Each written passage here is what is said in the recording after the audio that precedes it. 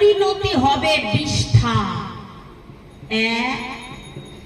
দেহটি যদি মাটিতে সমাধিস্থ করে দেয় তার পরিণতি হবে মাটি। একদিন ওই মাটির দেহ মাটিতেই মিশে যাবে। দেহটি যদি ভস্মীভূত করিয়ে দেয় অবশেষে তার পরিণতি হবে এক মুষ্ঠ ছাই মাত্র। ভাববার বিষয় খালি।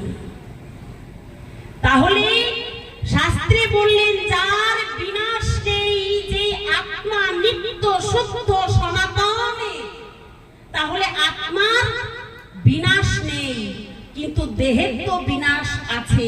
তাহলে দেহটি কি করে আমার হলো? আমার নয়। আমার কি জানো? আমার হচ্ছে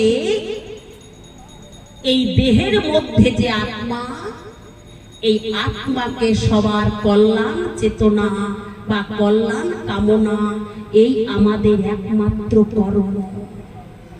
কি করে আত্মোন্নতি করা যাবে? ও মা, এই জন্মে হয়তো মায়ার বন্ধনে বশীভূত, গুরুদেবের কৃপা বলে সাধুগুরু আশীর্বাদে যদি সেই সব কর্মগুলো সাধুগুরু বৈষ্ণবের সঙ্গটা প্রকৃত সত্যি হয়, হয়তো এই জন্মে মায়া